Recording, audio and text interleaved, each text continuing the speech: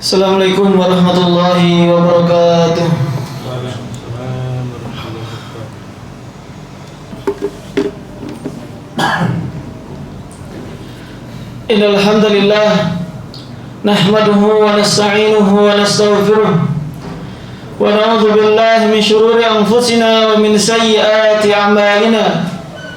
Man yahdihillahu fala mudilla lahu wa man yudlilhu fala hadiya lahu.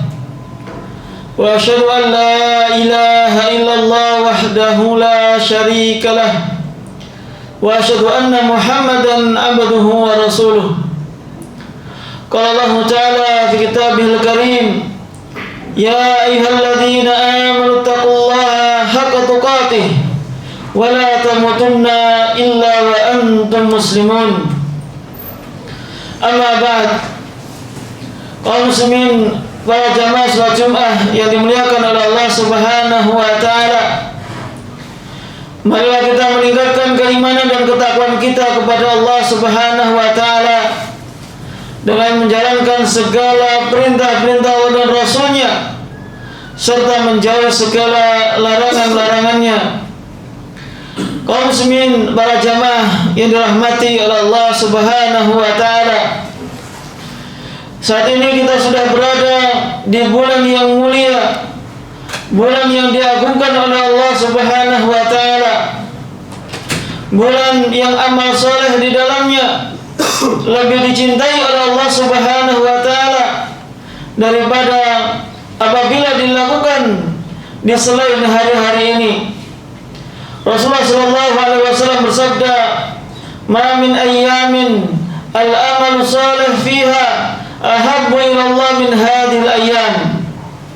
Tidak ada hari-hari di mana amal saleh di dalamnya lebih dicintai oleh Allah Subhanahu wa taala dibandingkan dengan amal saleh yang dilakukan di hari-hari ini, yaitu ayyamul asyr, 10 hari yang pertama di bulan Dzulhijjah.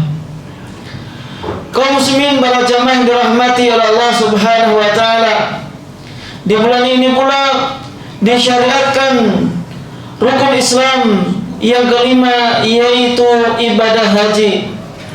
Yang mana ibadah haji diwajibkan oleh Allah Subhanahu wa taala bagi siapa saja yang diberikan kemudahan, diberikan kemampuan untuk menjalankannya. Di dalam ibadah haji terdapat suatu amalan yang disunahkan untuk dilakukan oleh para jamaah haji, yaitu mencium Hajar Aswad. Yang mana Hajar Aswad memiliki kedudukan yang lebih batu-batu yang lainnya, sehingga disunahkan atau dianjurkan bagi kaum muslimin untuk berusaha menciumnya.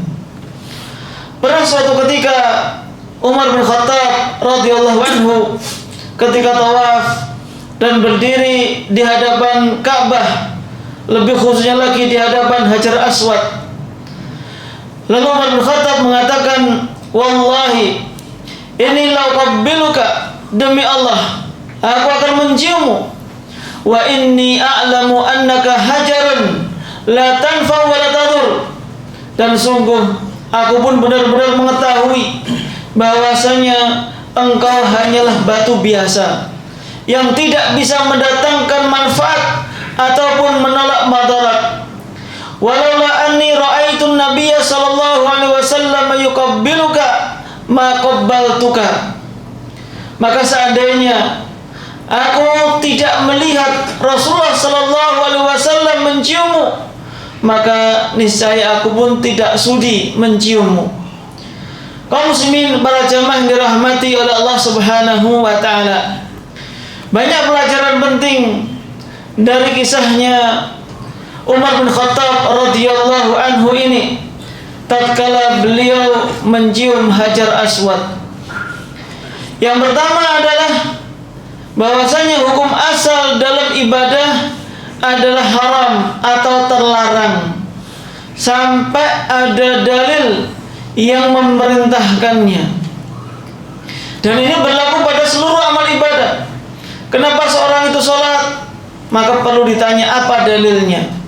Kenapa seorang itu zakat? Maka perlu ditanya apa dalil yang memerintahkannya. Kenapa seorang mengucapkan sholawat? Itu pun juga ditanya mana dalilnya. Karena kita semuanya tidak boleh membuat ibadah-ibadah yang baru. Karena hukum asal dari ibadah tadi adalah haram, terlarang, sampai ada dalil yang memerintahkan dari syariat, baik itu di dalam Al-Quran ataupun dalam hadis Nabi Sallallahu Alaihi Wasallam, di mana Rasulullah pernah bersabda, "Man amila amalan laisa alai amruna fahuwa raddun." Barang siapa yang mengerjakan suatu amalan, yaitu ibadah, namun tidak ada contohnya dari kami, maka amalan tersebut akan tertolak atau tidak akan diterima oleh Allah Subhanahu wa Ta'ala. Kemudian yang kedua, para jamaah dirahmati oleh Allah, mengingatkan kita semuanya bahwasanya yang berhak untuk kita contoh dalam beribadah adalah Rasulullah Sallallahu Alaihi Wasallam. Tadi Umar mengatakan, seandainya aku tidak melihat Rasulullah menciummu, niscaya aku pun tidak akan sudi menciummu. Jadi apa yang dilakukan oleh Umar bin Khattab radhiyallahu anhu hanyalah semata-mata menyontoh apa yang pernah dilakukan oleh Rasulullah Sallallahu Alaihi Wasallam. Allah Subhanahu Wa Taala juga berfirman, "Laqad kana lakum fi Rasulillahi uswatun hasanah liman kana yarjullaha wal yawmal akhir wa dzakarallaha katsira." Sungguh bagi kalian pada diri Nabi Muhammad Sallallahu Alaihi Wasallam terdapat tauladan yang baik bagi siapa saja yang mengharapkan perjumpaan dengan Allah, mengharapkan hari akhir, dan juga yang berzikir kepada Allah Subhanahu wa Ta'ala dengan zikir yang banyak. Maka di dalam ayat ini Allah Subhanahu wa Ta'ala mengingatkan kepada kita semuanya bahwasanya sebaik-baik tauladan adalah Rasulullah Sallallahu Alaihi Wasallam. Rasulullah adalah tauladan baik itu dalam beragama, dalam beribadah, dalam berakidah, dalam bermuamalah, akhlak, bahkan juga dalam jual beli, dalam berbisnis. Beliau juga adalah praktisi, beliau adalah pakar jual beli, pakar perdagangan, beliau adalah pengusaha, sehingga sudah cukup pada diri Rasulullah Sallallahu Alaihi Wasallam sebagai tauladan. Dalam berumah tangga beliau juga tauladan bagi kita semuanya. Maka kalau kita tidak menyontoh Rasulullah Sallallahu Alaihi Wasallam, lalu kita mau menyontoh siapa lagi? Bukankah beliau adalah tauladan kita? Beliau yang paling mengerti apa yang terbaik, apa yang bisa mendatangkan maslahat, dan juga apa yang mendatangkan madarat, sehingga beliau meninggalkan, maka kita pun juga harus meninggalkan. Wa khairul huda huda Muhammadin Sallallahu Alaihi Wasallam. Rasulullah pun juga mengatakan sebaik-baik petunjuk adalah petunjuknya Rasulullah Sallallahu Alaihi Wasallam. Kaum muslimin, para jamaah yang dirahmati oleh Allah, adapun di antara pelajaran berikutnya adalah bahwasanya ketika seorang melaksanakan ibadah tawaf atau haji atau umrah, dianjurkan, disyariatkan untuk mencium Hajar Aswad. Dan mencium Hajar Aswad bukanlah suatu perbuatan syirik, bukan suatu perbuatan menyekutukan Allah Subhanahu wa Ta'ala, bukan suatu perbuatan yang mengagungkan Hajar Aswad itu sendiri. Namun seseorang muslim, seorang yang sedang haji ataupun umrah, mencium Hajar Aswad karena memang disyariatkan di dalam agama ini. Maka muslimin, para jamaah dirahmati oleh Allah Subhanahu wa Ta'ala, adapun tempat-tempat yang lain, adapun batu-batu yang lain, tidak ada syariatnya sama sekali untuk menciumnya. Apalagi batu-batu yang ada di negara kita misalkan, tidak ada keutamaan sama sekali. Hanya batu Hajar Aswad sajalah yang diberikan keistimewaan oleh Allah Subhanahu wa Ta'ala. Dan juga tatkala seorang muslim, seorang ibadah atau seorang jamaah haji atau umrah, ketika disyariatkan untuk mencium Hajar Aswad, maka perlu diketahui hukumnya adalah sunnah dan bukan merupakan syarat sah, baik itu ibadah haji ataupun ibadah umrah. Artinya apabila seseorang yang melaksanakan ibadah haji tidak sempat untuk mencium Hajar Aswad, maka ibadah hajinya pun tetap sah, umrohnya pun tetap sah, karena hukumnya tadi adalah sunnah. Sehingga jangan sampai tatkala seorang jamaah berharap untuk bisa mencium Hajar Aswad, namun akhirnya dia mendolimi dirinya sendiri, atau bahkan mendolimi orang lain. Karena sebagaimana kita ketahui saat ini, di sekeliling Ka'bah orang yang tawaf jamaah haji itu sangatlah banyak, jutaan. Sehingga untuk bisa mencium Hajar Aswad sangatlah sulit, apalagi sampai berdesak-desakan, apalagi sampai kesikut orang lain. Bahkan dulu pernah ada yang meninggal dunia sampai ketika dia ingin mencium Hajar Aswad tadi. Maka kaum muslimin para jamaah dirahmati oleh Allah, jangan sampai ketika kita ingin mengerjakan sesuatu yang sunnah, justru kita melakukan apa yang dilarang oleh Allah Subhanahu wa taala, yaitu melukai atau kita menyakiti orang lain. Karena dalam mengerjakan perintah Allah, khususnya ibadah sunnah, Allah Subhanahu wa taala mengatakan fattaqullaha mastata'tum. Bertakwalah kalian kepada Allah sesuai dengan kemampuan kalian. Kaum muslimin para jamaah dirahmati oleh Allah Subhanahu wa taala. Sehingga dalam mencium Hajar Aswad, tujuan utamanya adalah mengikuti contoh Nabi sallallahu alaihi wasallam.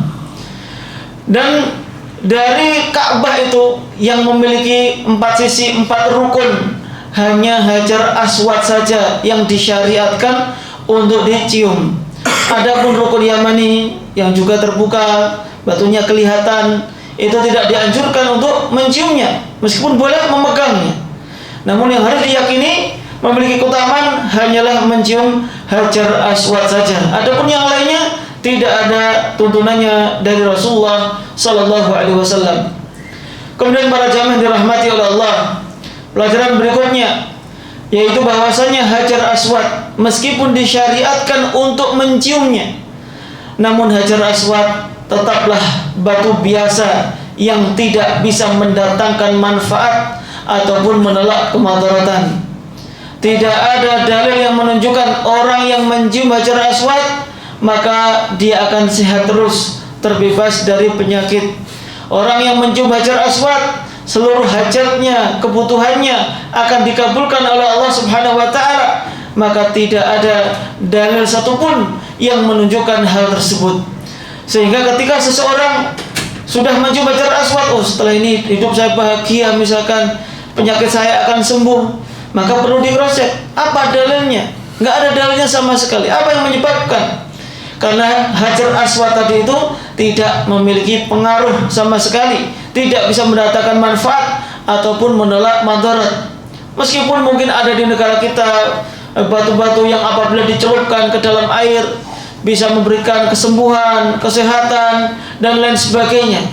Tentu orang-orang yang melakukannya dikhawatirkan jatuh ke dalam perbuatan menyekutukan Allah Subhanahu wa taala ketika mengakui, meyakini ada sesuatu yang bisa mendatangkan manfaat dan madarat sedangkan tidak ada dalilnya. Bahkan secara medis pun juga tidak bisa dikatakan bahwasanya batu tersebut bisa mendatangkan kesehatan kepada orang yang memanfaatkannya. Kaum muslimin para jamaah dirahmati oleh Allah Subhanahu wa taala, maka apabila Hajar Aswad saja tidak memiliki manfaat dan juga madarat, tentu yang lainnya tidak bisa. Bahkan Rasulullah sallallahu alaihi wasallam, manusia yang paling mulia, nabi yang paling utama, itu pun juga tidak bisa mendatangkan maslahat, tidak bisa mendatangkan manfaat ataupun menolak madarat. Allah Subhanahu wa taala mengatakan, "Qul la amliku li nafsi dharran wa la naf'a illa ma syaa Allah." Katakanlah wahai Muhammad, sesungguhnya aku tidak bisa memiliki manfaat ataupun madarat kecuali apa yang diizinkan oleh Allah Subhanahu wa taala. Maka para jamaah yang dirahmati oleh Allah Subhanahu wa taala, jangan pernah kita untuk mendapatkan maslahat kita mendatangi sesuatu yang hakikatnya tidak bisa mendatangkan maslahat, baik itu benda-benda tadi ataupun kepada dukun ataupun tukang ramal yang mana hakikatnya mereka semuanya adalah pendusta, atau kalaupun mereka berusaha untuk melakukannya, mereka akan meminta bantuan jin dan juga melakukan ritual yang tentunya itu bertentangan dengan syariat agama Islam. Kaum muslimin para jamaah dirahmati oleh Allah Subhanahu wa taala. Dan juga di antara pelajaran berikutnya adalah Umar bin Khattab radhiyallahu anhu menjelaskan sesuatu tepat pada waktunya atau dalam waktu dan kondisi yang sesuai. Sebagaimana saat ini merupakan di bulan Dzulhijjah, maka para khatib mereka menjelaskan tentang keutamaan bulan Dzulhijjah atau yang berkaitan dengan waktu-waktu tersebut. Karena menjelaskan sesuatu sesuai dengan momennya itu akan menjadikan orang-orang yang mendengar lebih mudah untuk memahaminya. Itulah tadi yang dilakukan juga oleh Umar bin Khattab radhiyallahu anhu. Lalu juga para jemaah dirahmati oleh Allah, di antara pelajaran yang lainnya adalah wajibnya kita mengikuti syariat agama Islam meskipun kita mungkin belum mengetahui hikmah, tujuannya, sebabnya, maslahatnya apa. Yang penting kalau itu disyariatkan oleh Allah Subhanahu wa taala, disyariatkan oleh Rasulullah sallallahu alaihi wasallam, kita tahu atau tidak hikmahnya, maka yang penting bagi kita adalah mengikuti perintah tersebut. Karena tidak semua syariat dalam agama Islam itu bisa dicerna oleh akal kita. Kalau kita beramal, beribadah harus menunggu masuk akal kita, tahu hikmahnya, maka berapa banyak amal ibadah yang kita semuanya nanti tidak akan mengamalkannya. Salat, ada orang yang memahami salat itu artinya doa. Ya sudah, berarti hikmahnya doa. Berarti kalau sudah berdoa, maka tidak perlu lagi rukuk, sujud dan lain sebagainya. Ya ini salah paham.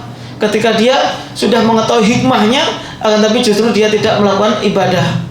Orang yang kentut misalkan mengeluarkan atau kencing, maka wudunya batal. Dan untuk bisa kembali suci, maka dia harus berwudu.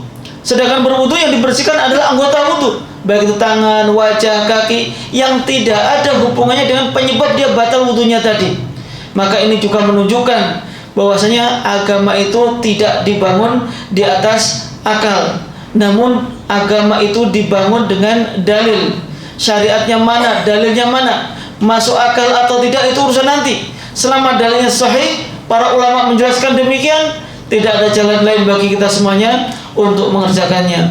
Aku qouli hadza wa astaghfirullah li wa lakum.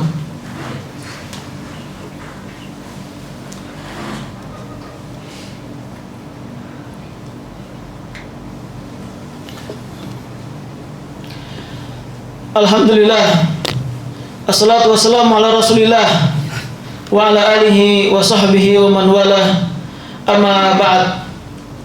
Kaum muslimin para jamaah dirahmati oleh Allah Subhanahu wa taala. Adapun pelajaran berikutnya adalah Allah Subhanahu wa taala berkehendak untuk memberikan sebuah keutamaan dan tidak memberikan kepada yang lainnya.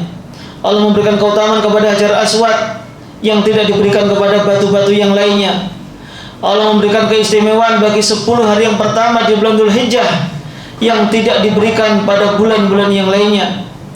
Allah Subhanahu wa taala lebih mendahulukan Rasulullah sallallahu alaihi wasallam dibandingkan dengan yang lainnya. Ramadan juga lebih utama secara bulan dibandingkan dengan bulan-bulan yang lainnya. Maka ini merupakan hak bagi Allah Subhanahu wa taala untuk memberikan suatu keistimewaan atas suatu tempat dibandingkan tempat yang lainnya, atas suatu waktu dibandingkan dengan waktu yang lainnya, ataupun atas seorang individu dibandingkan dengan individu yang lainnya. Maka apa yang diistimewakan oleh Allah Subhanahu wa taala, kita pun juga harus mengistimewakannya, karena itu merupakan sebuah syariat. Lalu juga para jamaah dirahmati oleh Allah, kita lihat bagaimana Umar bin Khattab radhiyallahu anhu tunduk dengan aturan syariat. Mereka para sahabat adalah orang-orang yang paling semangat dalam menjalankan perintah Allah dan Rasul-Nya. Mereka adalah orang-orang yang sangat jauh dari hawa nafsu, sehingga ketika mereka turun kepada mereka dalil dari Al-Quran atau turun kepada mereka perintah dari Rasulullah untuk mengerjakan suatu amalan, mereka adalah orang-orang yang paling semangat, yang paling pertama ketika mereka mendapatkan perintah tersebut, sehingga mereka pun mengamalkannya tanpa pikir-pikir panjang lagi, meskipun tadi mereka tidak tahu sebabnya. Dahulu ketika turun kepada mereka ayat tentang larangan minum khamr, larangan minum minuman keras, maka ketika sudah ada larangannya, sedangkan di rumah-rumah mereka itu semuanya ada khamr. Tidaklah suatu rumah pada zaman itu di kota Madinah kecuali pasti ada khamrnya. Namun ketika turun ayat tentang larangan khamr, yas'alunaka 'anil khamri wal maisir qul fihima itsmun kabir wa manafi'u lin-nas. Mereka bertanya tentang khamr dan juga judi. Katakanlah bahwasanya itu terdapat dosa yang sangat besar. Maka apa yang dilakukan para sahabat? Tidak ada yang mengatakan, wah eman, sudah beli mahal-mahal, eman, atau kalau kita harus membuangnya, atau kita harus bertahap dulu. Masa setiap hari sudah minum berapa gelas, kok ini dilarang? Ingin bertahap sehari 1 gelas dulu, besoknya 1 gelas, atau 1 hari minum, 1 hari tidak minum. Mereka tidak ada yang mengatakan demikian. Mereka semuanya langsung sami'na wa ta'na, langsung membuang semua minuman keras ke jalanan-jalanan di kota Madinah. Sampai dikatakan pada waktu itu seperti ada sungai darah karena minuman keras berwarna merah dari anggur dan lain sebagainya. Itu dibuang di depan rumah mereka semuanya, sehingga sampai ada seperti sungai darah karena warnanya yang merah. Itulah bagaimana ketundukan para sahabat. Mereka langsung siap, sami'na wa ta'na. Tidak ada pikir saya belum siap, saya musyawarahkan dulu, saya ingin bertahap. Tidak ada. Kalau itu sudah perintah, apalagi sebuah larangan, tidak ada jalan kecuali kita harus meninggalkan larangan tersebut. Semoga Allah Subhanahu wa taala memudahkan kita semuanya di 10 hari yang pertama di bulan Dzulhijjah ini untuk meningkatkan amal ibadah kita kepada Allah Subhanahu wa taala. Khususnya kita dimudahkan untuk berkurban, bagi yang belum berkurban atau bagi yang sudah membeli, ya semoga dimudahkan sampai pelaksanaannya nanti. Wassallallahu ala nabiyina Muhammad wa ala alihi wa sahbihi ajma'in. Allahumma ighfir lil muslimina wal muslimat wal mu'minina wal mu'minat al ahya'i minhum wal amwat innaka samiun qaribun mujibud da'wat. Rabbana dzalamna anfusana wa illam taghfir lana wa tarhamna lanakunanna minal khasirin. Allahumma inna nas'aluka ilman nafi'a wa rizqan thayyiban wa amalan mutaqabbala. Rabbana atina fid dunya hasanah wa fil akhirati hasanah wa qina adzabannar. Wa akhiru da'wana alhamdulillahi rabbil alamin wa aqimissalah.